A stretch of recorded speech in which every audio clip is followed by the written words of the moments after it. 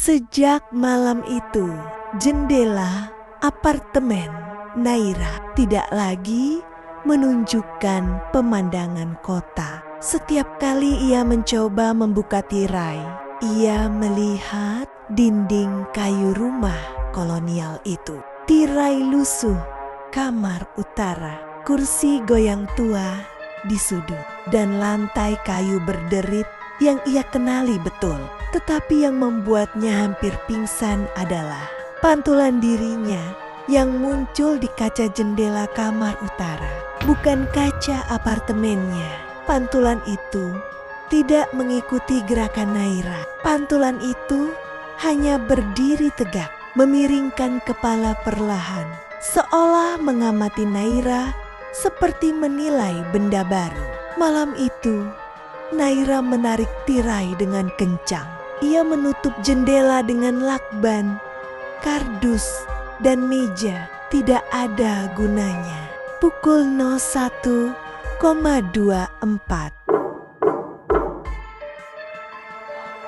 Suara itu terdengar dari balik kardus, seakan jendela itu ada di balik apapun yang menutupinya. Naira menyalakan radio keras-keras, menutupi suara apapun dari jendela. Tapi jendela itu tetap mengetuk. Kini dengan irama langkah kaki, rintik hujan, bahkan suara jam berdetik di ruang tamu. Suara itu meniru semua, seolah ia sedang belajar bahasa baru yang tujuannya hanya untuk memanggil Naira. Lalu suara perempuan itu muncul lagi, lembut, jauh, tapi jelas dari balik kaca. Buka sebentar saja.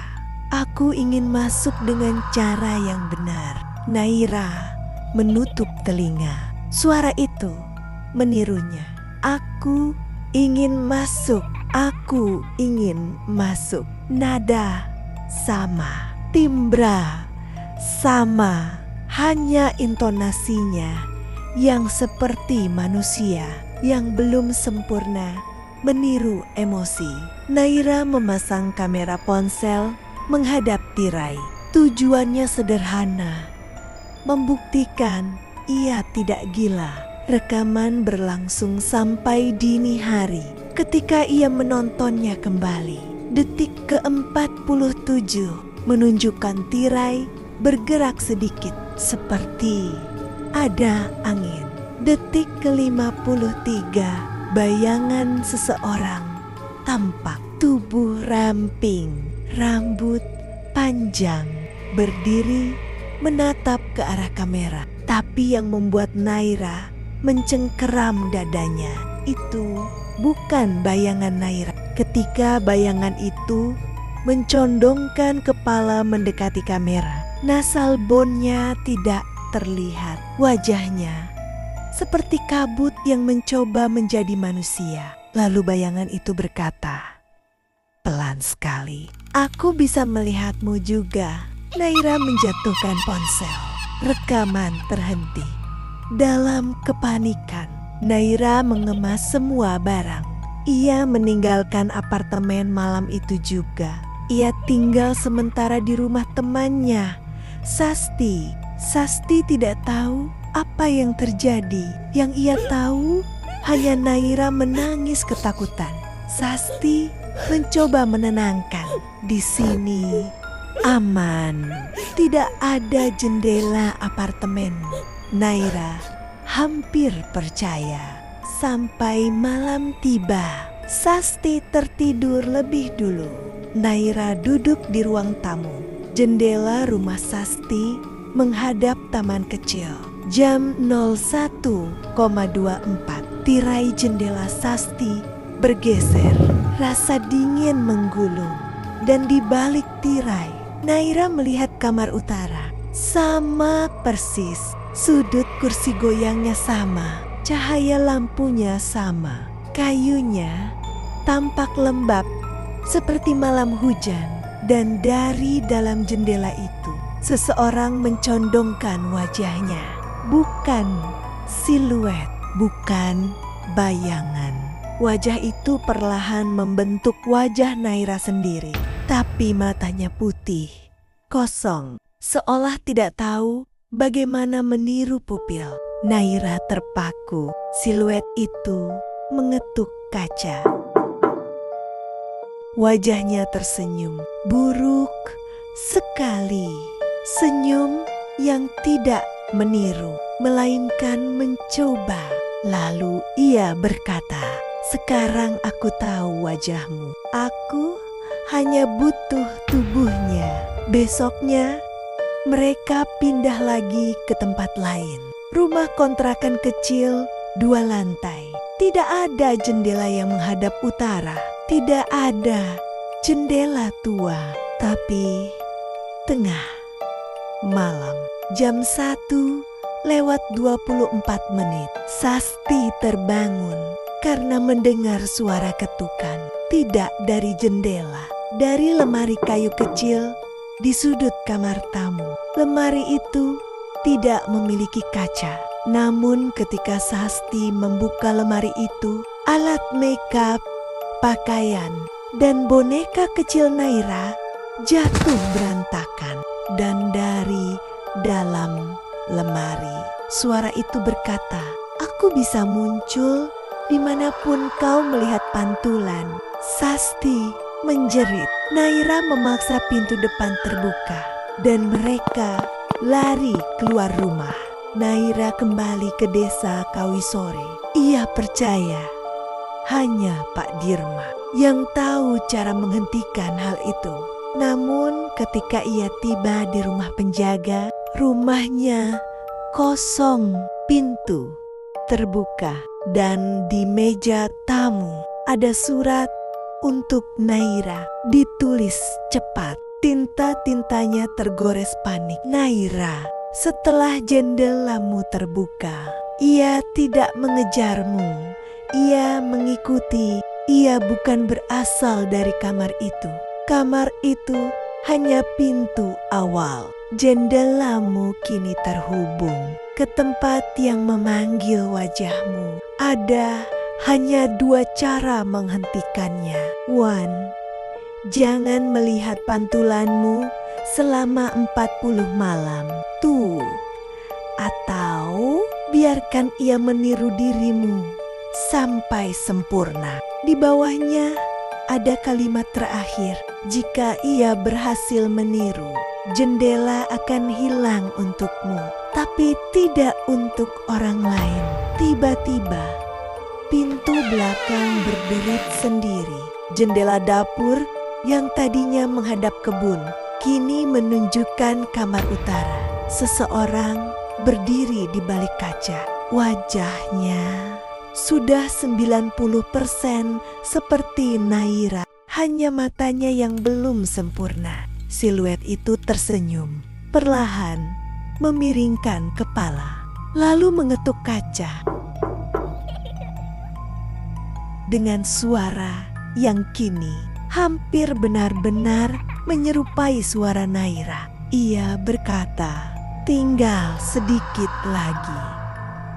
Naira kini tinggal di ruangan tanpa jendela, tanpa kaca, tanpa ponsel, tanpa cermin. Ia menutupi semua benda mengkilap. Ia tidur di lantai gelap. Ia menunggu 40 malam.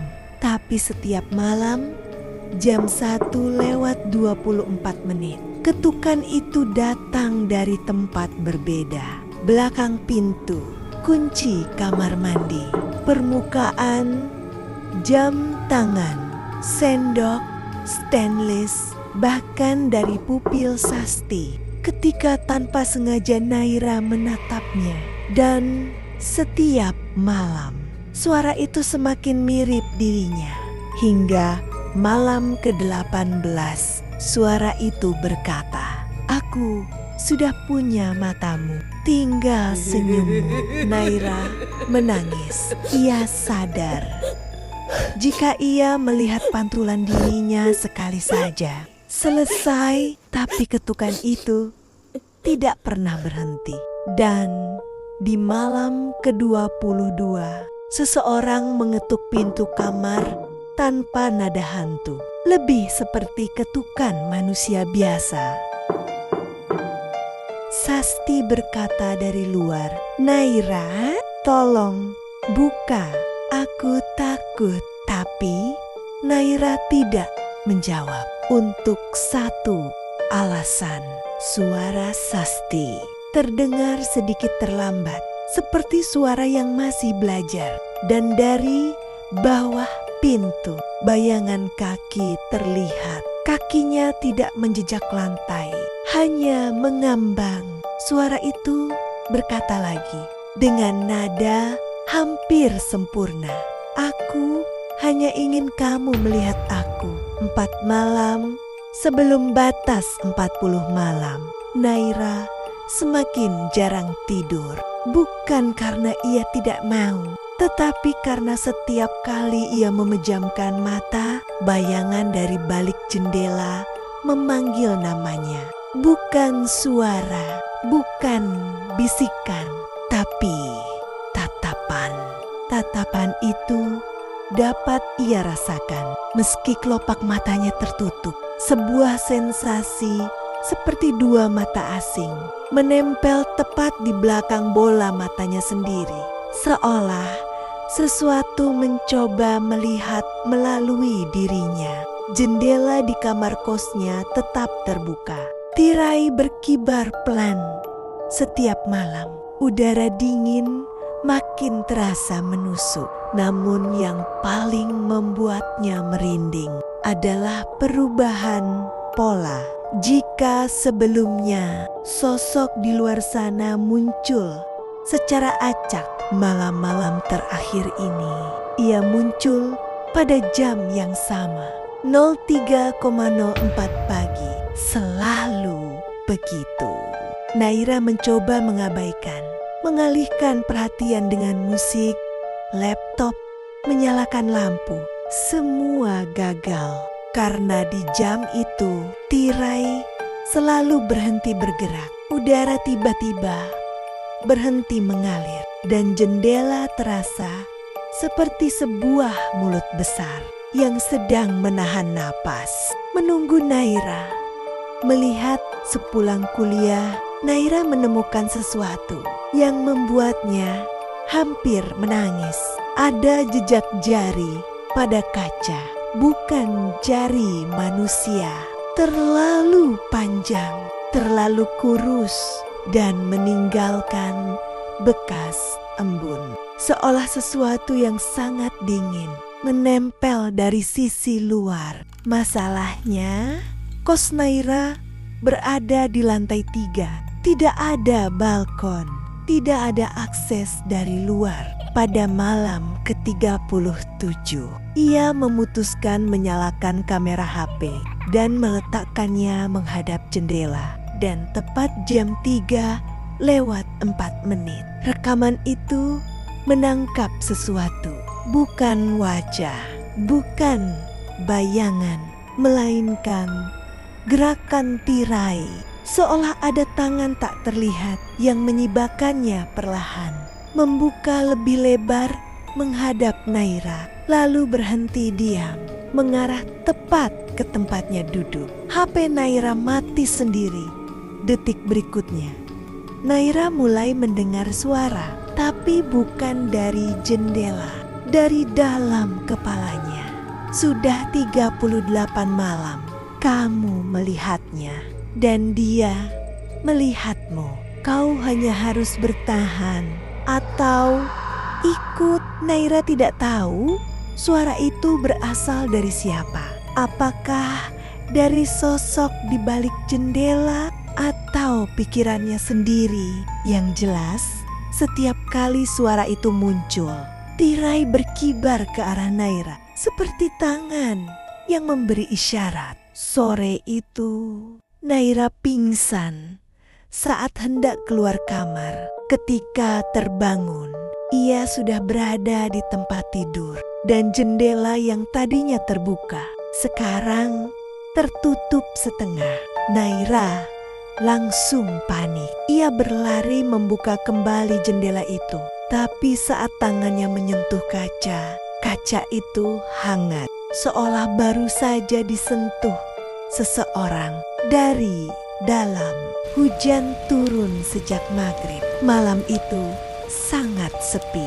Tidak ada suara motor lewat, tidak ada suara penghuni kos. Bahkan hujan pun terdengar seperti tidak menyentuh tanah.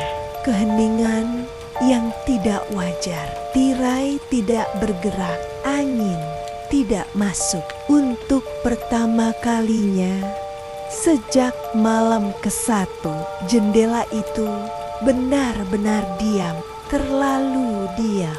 Naira tahu itu pertanda buruk. Diam bukan berarti aman. Diam berarti menunggu. Pada jam 2:58, Naira mendengar langkah dari arah luar jendela. Langkah kaki di dinding luar lantai 3, seolah sesuatu sedang berjalan, menempel di permukaan tembok menuju jendelanya. Naira tidak berani mendekat. Langkah itu berhenti tepat di belakang tirai. Naira menutup kuping, menundukkan kepala, dan mulai menangis. Lalu suara itu datang, lembut, dekat sekali, tepat di belakang kaca. Malam terakhir. Naira. Jam menunjukkan 03.04. Tirai bergerak pelan, membuka. Dan sesuatu berdiri di balik kaca. Bukan manusia. Tidak berbentuk jelas. Hanya siluet hitam yang sangat tinggi. Dengan kepala condong, seolah mengintip ke dalam. Naira tidak bisa bergerak. Kakinya beku. Sosok itu mengangkat tangan panjangnya dan menyentuh kaca dari luar. Kaca tidak pecah, tetapi berubah menjadi gelap. Seperti jendela menuju ruangan lain. Ruangan asing yang tidak berada di dunia ini. Sosok itu berbicara lagi. Besok malam kau memilih lalu menghilang. Hari terakhir. Naira tidak pergi kuliah, tidak makan, tidak bicara dengan siapapun. Ia hanya duduk menghadap jendela yang terbuka, menunggu malam sambil menahan tubuhnya yang terus gemetar tanpa alasan. Saat matahari tenggelam, sesuatu berbeda terjadi. Tirai bergerak bukan karena angin, tapi seperti diangkat oleh tangan anak kecil yang tak terlihat. Jam 01.00. Udara berubah, sangat dingin. Napas Naira tampak seperti asap. Dinding kamar mulai berembun. Lampu berkedip-kedip. Jam 02.00. Suara langkah di dinding kembali, tapi jumlahnya lebih dari 1. Seperti ada 3, 5, 7 sosok yang memanjat menuju jendelanya. Jam 02.59. Suasana menjadi benar-benar senyap. Bahkan suara detak jam pun lenyap. Jam 03.04. Jendela menjadi gelap total. Bukan gelap malam, tapi gelap seperti ruang tanpa cahaya sama sekali. Berada tepat di balik kaca, sebuah tangan panjang muncul perlahan keluar dari sisi gelap itu, menembus kaca tanpa memecahkannya. Tangan itu berhenti di udara, menghadap Naira seperti menawarkan pilihan. Naira melangkah mundur. Sosok itu berkata tanpa suara. Kata-katanya masuk langsung ke benak Naira. Jika kau menutup jendela, kami masuk. Jika kau membiarkannya terbuka, kau ikut. 2 pilihan. Keduanya buruk. Naira menelan ludah, mencoba berpikir jernih. Ia mengingat sesuatu. Urban legendnya tidak pernah menyebut apakah jendela boleh terbuka terus setelah malam ke-40, atau apakah ia bisa bertahan jika tidak memilih sama sekali. Ia mengambil napas panjang dan memutuskan Naira tidak memilih. Ia hanya berdiri diam, tidak menutup jendela, tidak mendekat, tidak mengusir. Sosok itu berhenti bergerak. Lalu untuk pertama kalinya ia mundur. Gelap di balik jendela memudar. Cahaya malam kembali dan jendela itu menjadi jendela biasa lagi. Tidak ada tangan, tidak ada sosok, tidak ada suara. Hanya angin malam dan keheningan yang terasa seperti sebuah peringatan. Kau selamat hari ini, tapi kami tahu di mana kamu berada.